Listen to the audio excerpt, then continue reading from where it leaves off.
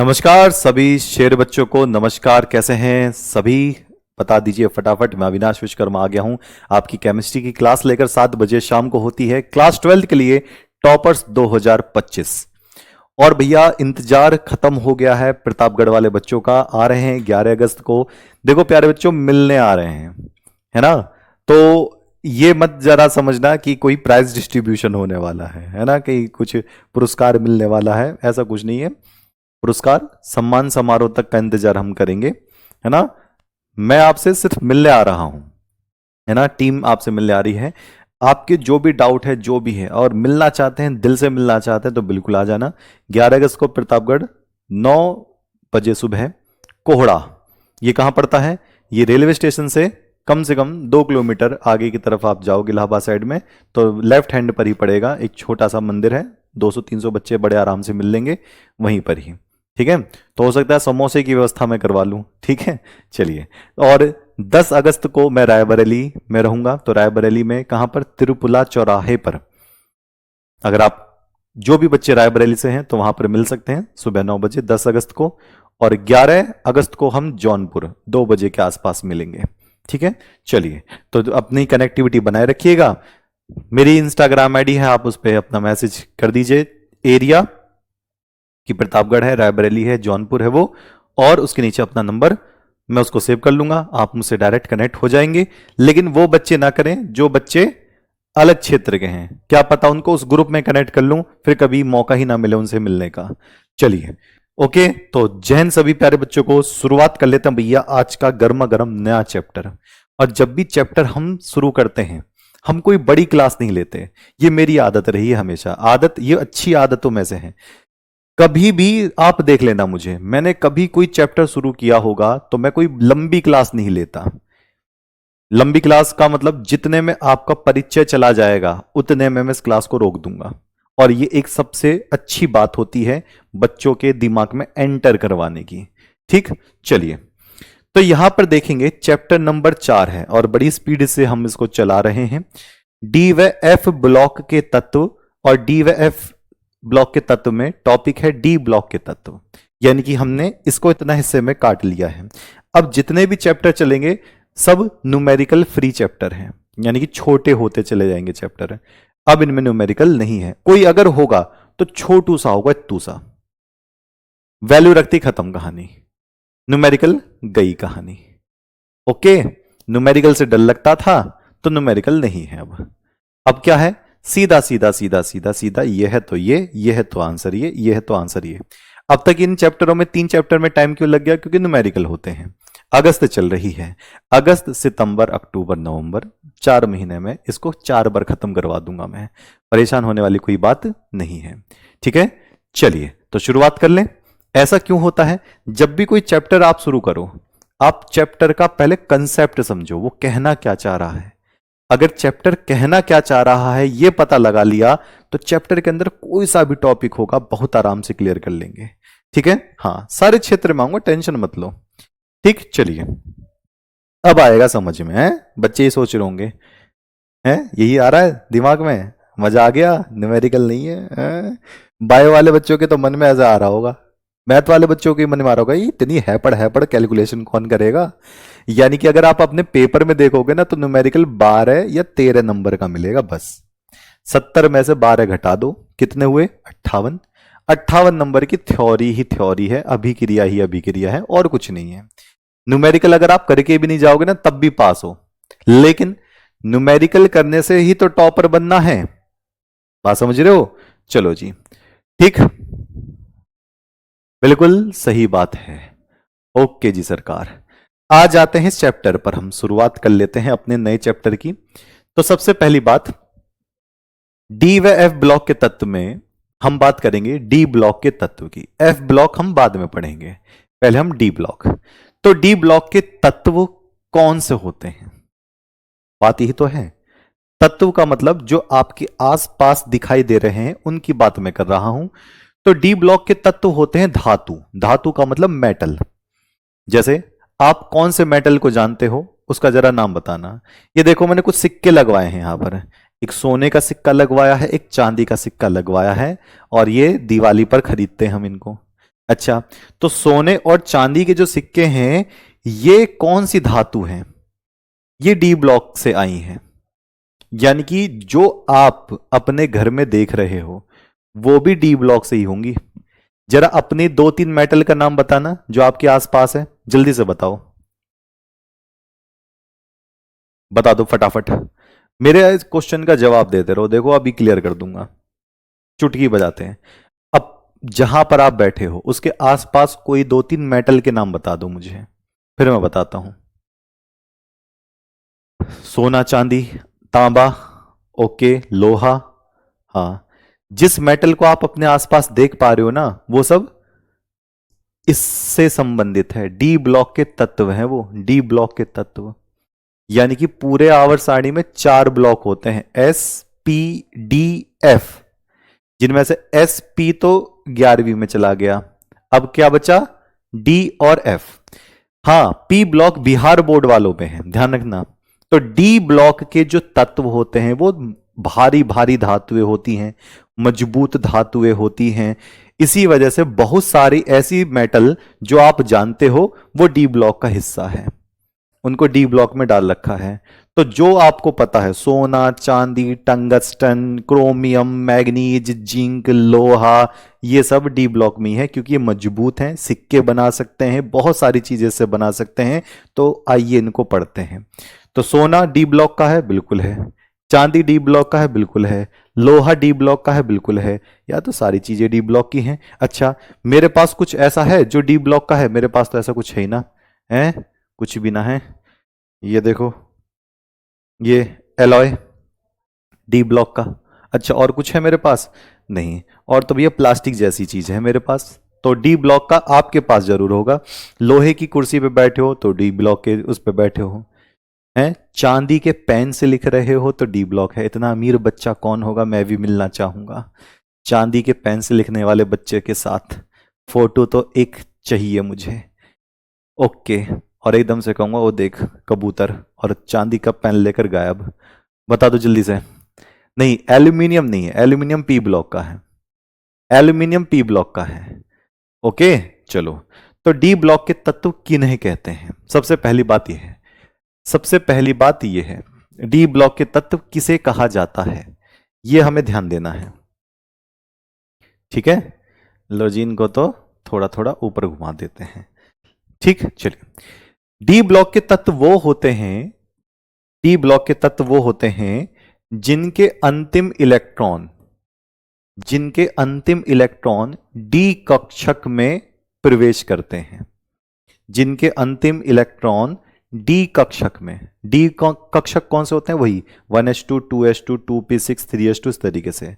इस चैप्टर को पढ़ने से पहले इलेक्ट्रॉनिक विन्यास जरूर कर लेना, है ना। यूट्यूब पे जाओ, इलेक्ट्रॉनिक विन्यास और RWA टाइप करो, सर्च करो, मैं आ जाऊंगा, इलेक्ट्रॉनिक विन्यास देख लेना। ठीक है, चलो। तो वे तत्व,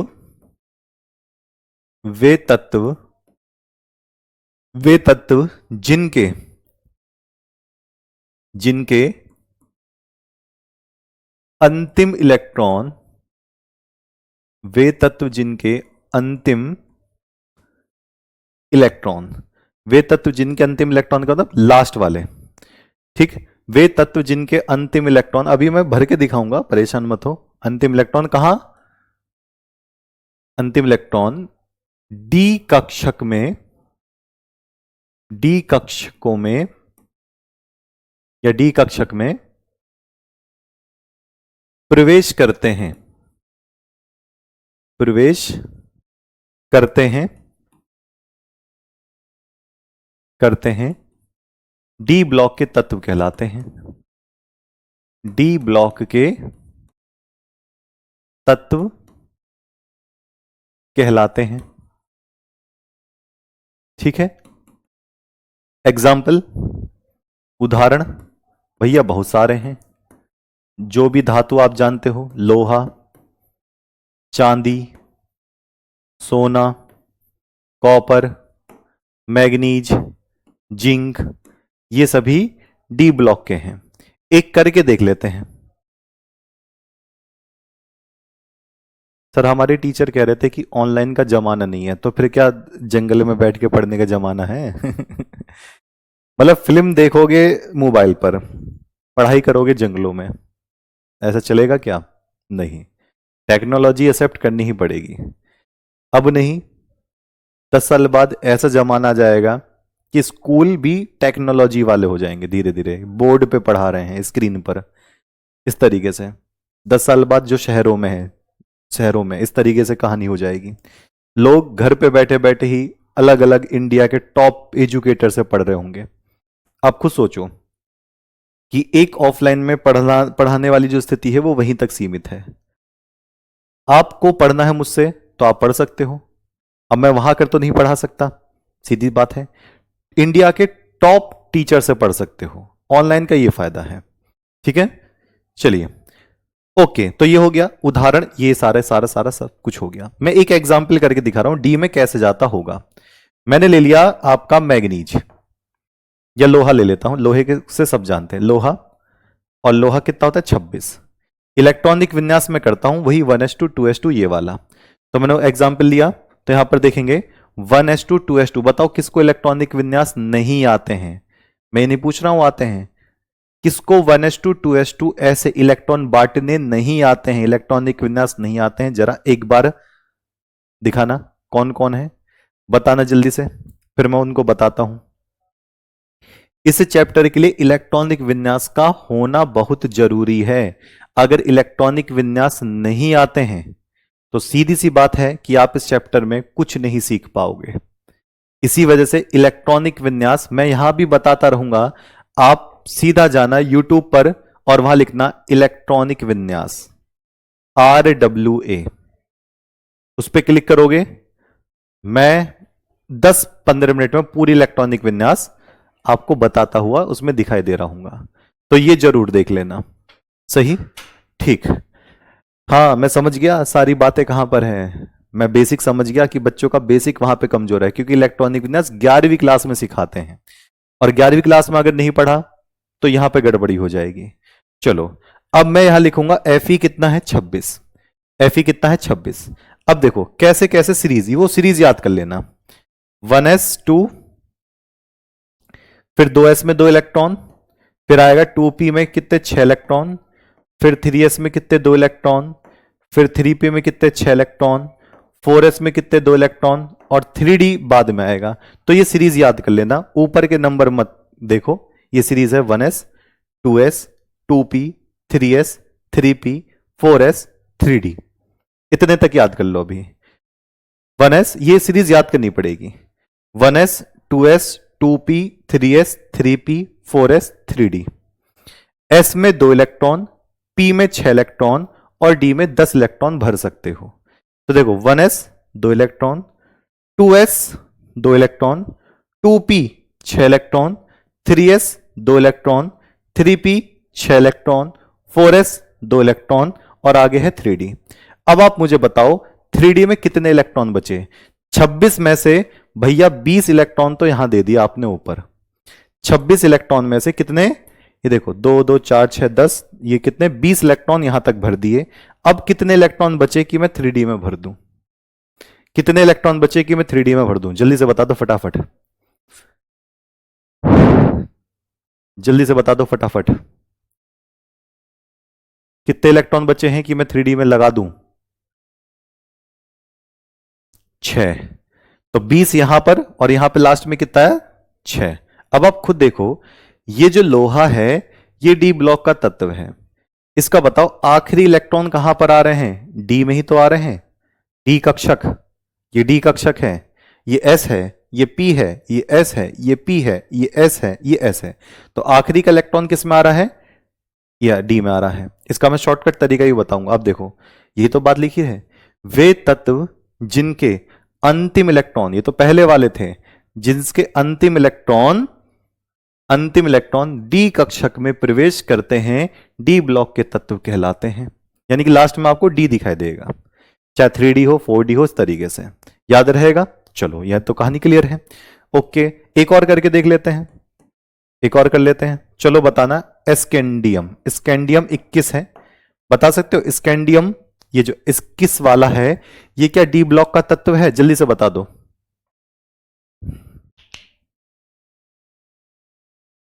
हाँ, समझ नहीं आते इसी वजह से मैंने आपको बताया है कि इलेक्ट्रॉनिक विन्यास अलग से इसको एक सीरीज में याद कर लो, ये हमेशा यही चलेगा। फिर कुछ के लिए मैं ट्रिक भी बता दूंगा, आपको पूरा करने की जरूरत भी नहीं पड़ेगी। अब जरा देख लो, स्कैंडियम 21 है, जल्दी से बता दो क्या डी ब्लॉक का तत्व है या नहीं है? तो मैं देख लेता हूं, तो क्या होगा 1s2, मैं साथ साथ बढ़ता हुआ जा रहा हूं, 2s2, 2p दिखाई दे रहा है तो 6, फिर 3s2, फिर 3p दिखाई दे रहा है 6, 4s दिखाई दे रहा है 2, पहले गिन लेता हूं मैं, 2 2 4 6, ये कितना हो 20 हो गया। अच्छा एक और पड़ा है, तो 3D में कितना डाल दूंगा मैं? 3D में एक इलेक्ट्रॉन, 3D में कितना? एक इलेक्ट्रॉन। तो लास्ट का इलेक्ट्रॉन, ये लास्ट इलेक्ट्रॉन कहां रहे? डी में आ रहे हैं, तो ये डी है, हाँ जी डी है। तो इसका मतलब भैया ये तो समझ में आ गया हमारा, यानी कि इलेक्ट्रॉनिक विन्यास करने के बाद लास्ट में डी आ रहा है और इलेक्ट्रॉन उसमें आ रहे हैं, यानी कि भैया ये डी ब्लॉक का होगा, डी ब्लॉक का है ये। क्यों? क्योंकि 21 है, 20 यहां तक हो गए, एक और इसमें आ गया, तो डी ब्लॉक का तत्व है। अच्छा मैं ले रहा हूं कौन सा? मैं कौन सा ले रहा हूं? 20 कैल्शियम, 20 कैल्शियम। जरा 20 कैल्शियम का इलेक्ट्रॉनिक विन्यास बताओ और मुझे बताओ क्या ये उदाहरण में होगा या नहीं होगा, क्या डी ब्लॉक का तत्व है या नहीं है, इतना बता दो जल्दी से। ओके जी, तो यहां पर मैं क्या देखूंगा? यहां पर देखूंगा 1s2, 2s2, 2p6, 3s2, 3p6, 4s2, और 3D तो बचा ही नहीं, ये तो 20 के 20 यहीं खत्म हो गए, 3D के लिए तो कुछ छोड़ा ही नहीं इन्होंने। तो ये तो भैया कैल्शियम है ही नहीं, ये तो गलत फंस गया, इसको तो काट दो, कैल्शियम तो है ही नहीं। इसका मतलब डी ब्लॉक के वही होंगे जिनके लास्ट में डी दिखाई दे रहा हो। बिल्कुल सही बात है, कैल्शियम नहीं है। समझ में आई कहानी? बिल्कुल समझ में आई कहानी। आगे बढ़ जाएं जी। अब इन सारे जितने भी सारे तत्व हैं डी ब्लॉक के, इनको कितने हिस्सों में बांटा गया है? मान लो क्या हुआ, बहुत लोगों को जेल हो गई, किसी ने चोरी करी है, किसी ने डकैती करी है, जेल एक है, लेकिन उनको बांट देते हैं। चिल्लर क्राइम वाले करने को अलग बांट देते हैं, जो बड़े बड़े जिन्होंने क्राइम करे उनको अलग रखते हैं। ऐसे ही डी ब्लॉक के तत्वों को 4 हिस्सों में बांट दिया। 4 हिस्से कौन कौन से होते हैं डी ब्लॉक के? तो डी ब्लॉक को कितने हिस्सों में बांटा गया? 4 हिस्सों में बांटा गया। अगर मैं आपको आवर्त सारणी दिखाऊं, देखो ये रही, अगर मैं आपको आवर्त सारणी दिखाऊं तो इसमें मैं बताता हूं, देखो डी ब्लॉक कहां पर आपको नजर आएगा। आपको ये डी ब्लॉक नजर आएगा यहां पर, ये जो 2 दिखाई दे रहा है ये एस ब्लॉक है, इसको काटो, इससे हमें कोई मतलब नहीं है। एस ब्लॉक है, ये से मतलब नहीं है। ये जो यहां से यहां तक दिखाई दे रहा है ये पी ब्लॉक है। ये कौन सा है? पी ब्लॉक है। अभी हमें इससे मतलब नहीं है, बिहार बोर्ड वाले बच्चे इसको बाद में पढ़ेंगे। तो एस ब्लॉक वाले से मतलब नहीं, पी ब्लॉक वाले से मतलब नहीं। पूरे आवर्त सारणी में 4 ब्लॉक होते हैं। इस चैप्टर में कहां से कहां तक है? ये यहां से लेकर और यहां तक कौन सा है? डी ब्लॉक है। ये यहां से लेकर यहां तक कौन सा है? डी ब्लॉक है। और जो नीचे वाले जो बाबूजी को आप देख रहे हो ना, ये पट्टी सी जो दिखाई दे रही है, ये आपका एफ ब्लॉक है। आवर्त सारणी में डी और एफ ब्लॉक सामने सामने, ये डी है और इसके नीचे कौन सा है? एफ है। ठीक, अच्छा अब आप देख लो इसको कितने पट्टियों में बांटा गया, ऐसे ऐसे लेटी लेटी कितनी पट्टियों में बांटा गया है। चलो देखो भैया, यहां से देखो एक पट्टी यहां तक, पट्टी का मतलब आवर्त, ये देख लो, एक, दूसरी श्रेणी, तीसरी श्रेणी, चौथी श्रेणी, यानी कि 4 हिस्सों में बांट दिया पूरे डी ब्लॉक को, 1 2 3 4। और एफ ब्लॉक की बात करें तो कितने हिस्सों में बांटा है? 1 और 2। ऐसे ऐसे बात करते हैं, ऐसे ऐसे ऐसे, जैसे ईंट लगाते चले जाते ना, ऐसे।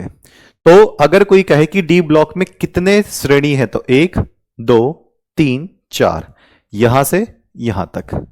और एफ ब्लॉक में कोई कहे तो 2 श्रेणी है। तो डी ब्लॉक में कितनी श्रेणियां होंगी? 4 श्रेणियां होंगी, 4 श्रेणियां होंगी। अगर ये 4 श्रेणियों में से आपको सिर्फ दो पर काम करना है, दो को तो छुओ भी मत तब भी काम चलेगा। ये देख लो कितना आसान सा काम हो गया। इन चार में से नीचे के दो को छूना ही नहीं है, बस थोड़ी थोड़ी नॉलेज होनी चाहिए, बस थोड़ी, जैसे टंगस्टन यहां पर है इस तरीके से।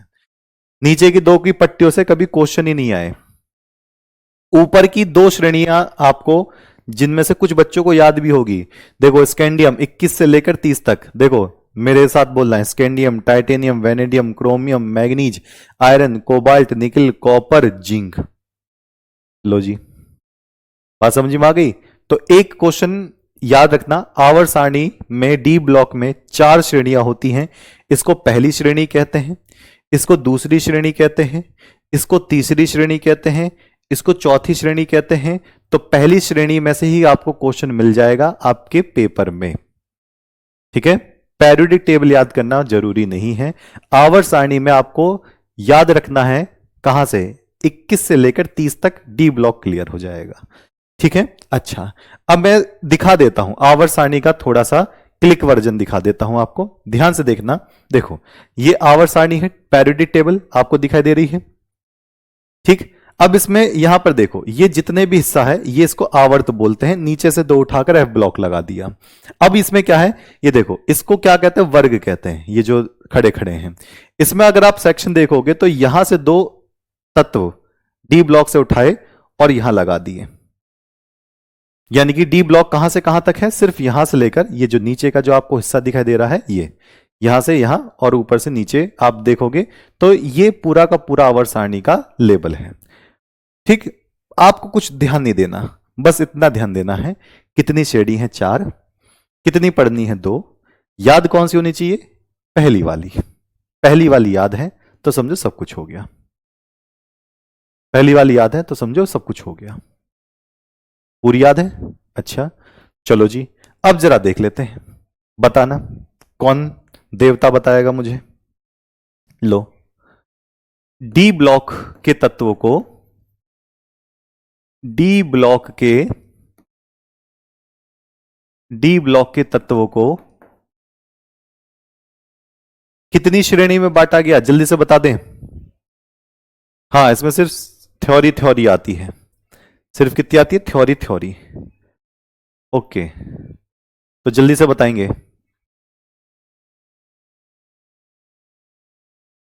ओके,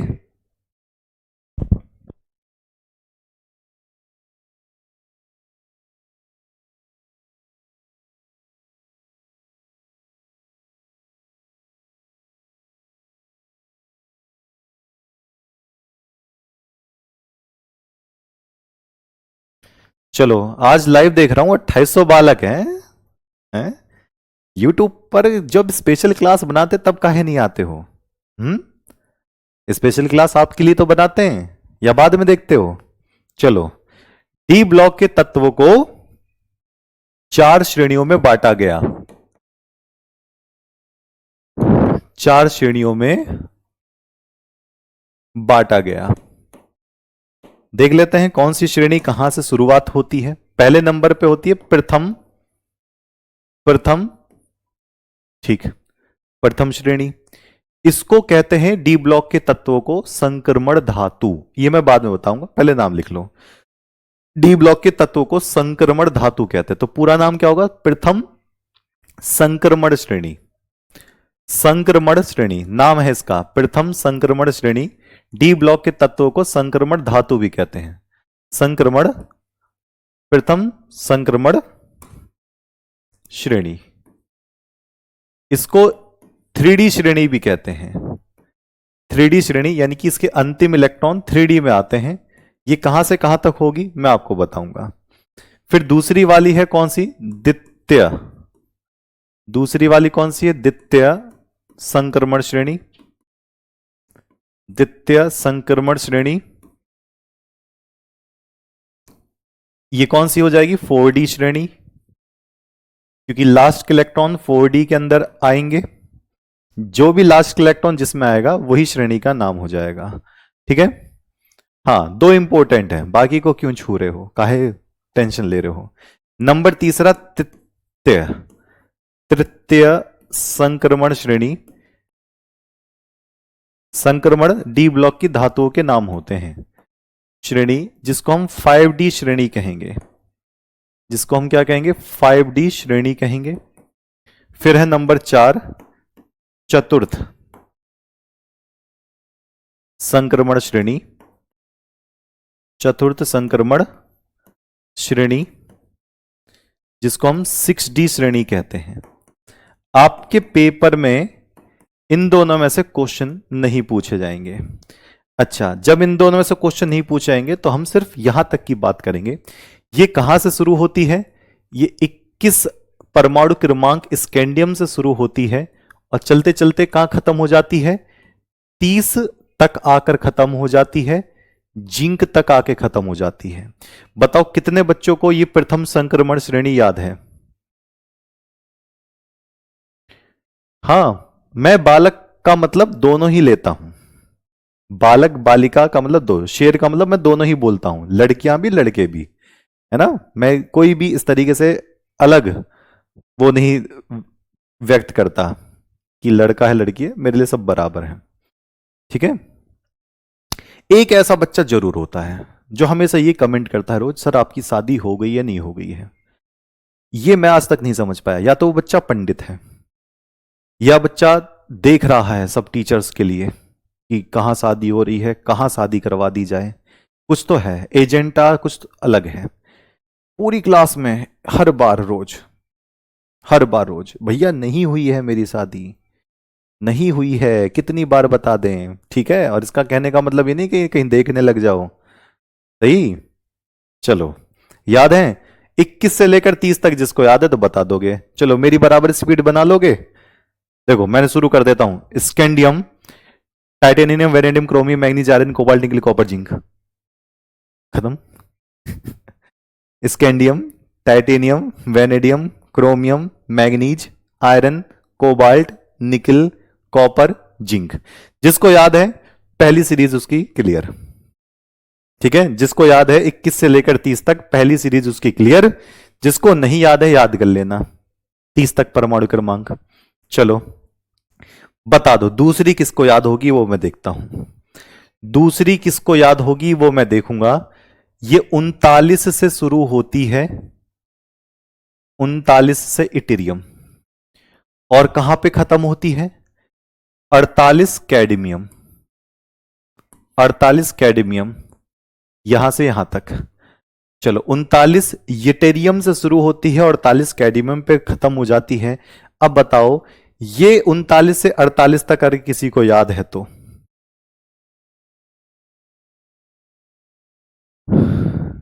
बताओ जल्दी से।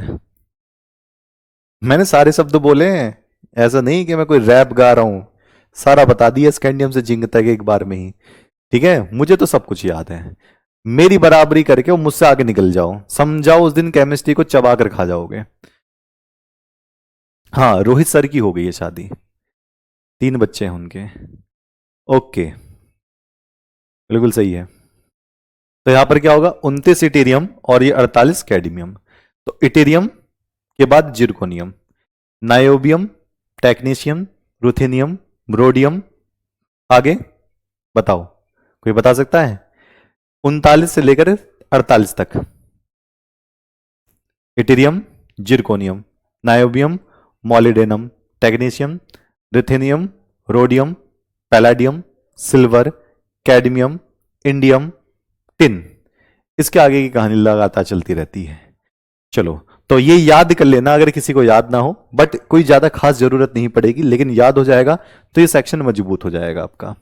ठीक है, तो प्रथम संक्रमण और ये द्वितीय संक्रमण ये आते हैं। तृतीय और चतुर्थ वाले में से कुछ मेन बातें मैं आपको बताऊंगा, लेकिन ये पूरी सीरीज आपको याद नहीं करनी है। ठीक है, होती कितनी है, 4 है। कहानी क्लियर है? ओके जी सरकार। सर ओवर कॉन्फिडेंस नहीं, अरे काहे बात का ओवर कॉन्फिडेंस, ओवर कॉन्फिडेंस मैं तो कई बार कर चुका हूं, ये तो पूरा कॉन्फिडेंट ब्लड में ही है मेरे। ये तो ओवर कॉन्फिडेंस तो मैं तो वो दिखाते ना जो बाहर बाहर से हूं। चलिए ठीक, palladium, silver, cadmium, indium, tin. Okay okay okay, चलिए, तो इनको मैं बताऊंगा, ये चलती रहेगी स्कैंडियम से, ये चलती रहेगी प्रथम संक्रमण श्रेणी, ये चलता रहेगा। अब मैं आगे बढ़ता हूं जब मैं इसके गुण कराऊंगा। बस इतनी बात कि जो प्रथम संक्रमण श्रेणी होती है, ये रहा, ये आपको दिख गई, ये रहा scandium, titanium, vanadium, chromium, manganese, iron, cobalt, nickel, copper, zinc, yttrium, zirconium, niobium, molybdenum, technetium, ruthenium, rhodium, palladium, silver, cadmium. ये दो पट्टी आपको याद करनी है कैसे भी, ठीक है। एक याद हो रही है तो कोई बात नहीं। चलो, अब इसका मैं एक लास्ट स्टेटमेंट लिख रहा हूं, तो उसके आगे फिर मैं इस क्लास को रोकूंगा, क्योंकि आपको पहले दिन में ज्यादा नहीं करना है, ठीक है। चलो, यहां पर एक बात लिखते हैं, डी ब्लॉक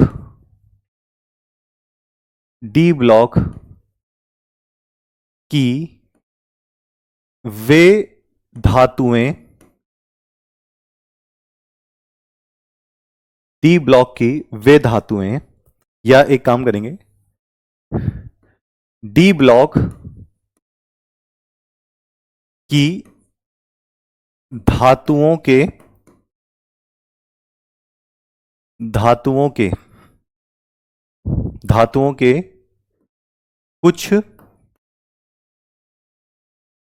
कुछ मजेदार, यानी कि इंटरेस्टिंग पॉइंट मैं बता रहा हूं, कर लो, सिलेबस में हो या ना हो से क्या फर्क पड़ रहा है।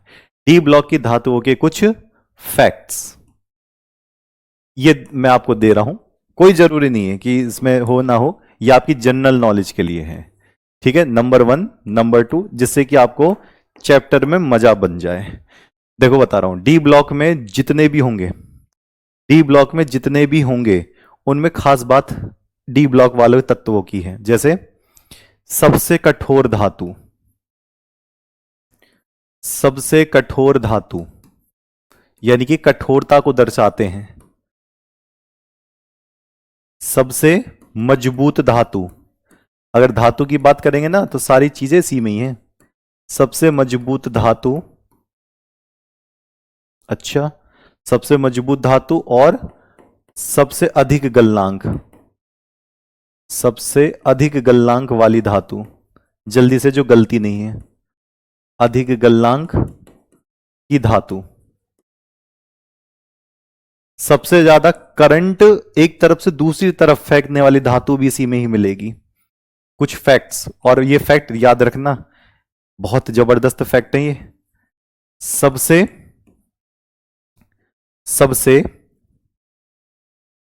अधिक विद्युत चालकता की धातु, और लिक्विड में पाई जाने वाली धातु भी इसी में ही होती है, जिसको हम द्रव धातु भी बोलते हैं। द्रव अवस्था की धातु भी इसी में ही होती है, और सबसे भारी धातु भी इसी में ही होती है। मतलब सारी जबरदस्त चीजें इसी में ही है डी ब्लॉक में। सबसे भारी धातु, अब किसी का नाम आप जानते हो तो मुझे बता सकते हो, लेकिन ध्यान रखना ये सिर्फ फैक्ट के लिए, फॉर इंटरेस्ट बढ़ाने के लिए। चलो देखते हैं, अगर आपको कोई चीज पता है तो, इनमें से कोई भी चीज पता है तो, ये फैक्ट है, ध्यान रखना। ये सिलेबस में ना आए कोई बात नहीं, आपको दिखाई दे कोई बात नहीं, लेकिन कोई पूछे तो तुरंत आप इसको बता सकते हो, क्योंकि ये डी ब्लॉक के हिस्से हैं, ये डी ब्लॉक में से ही आया है, ठीक है, कोई दिक्कत नहीं। चलो चेक कर लेते हैं। अगर सबसे कठोर धातु की बात करोगे तो क्रोमियम, इसका एटॉमिक नंबर आप बताना, परमाणु क्रमांक। सबसे मजबूत और सबसे अधिक गलनांक वाली बात करेंगे तो टंगस्टन, डब्लू बोलते हैं, टंगस्टन, ये तीसरी श्रेणी में पाया जाता है। सबसे अधिक विद्युत चालकता की बात करेंगे तो सिल्वर, ये कौन सी, दूसरी श्रेणी में पाया जाता है। द्रव अवस्था की धातु यहां पर मरकरी है, और सबसे भारी धातु कौन सी होती है यहां पर, ऑस्मियम। ये फैक्ट आप याद रखना, ठीक है। चलो, तो कहानी क्लियर है। तो आपसे मैं पूछूं, बताओगे? चलो मैं पूछ रहा हूं, जल्दी से बताओ कि आपका जो जिंक है Zn, वो कौन सी श्रेणी में आता है? जिंक कौन सी श्रेणी में आता है?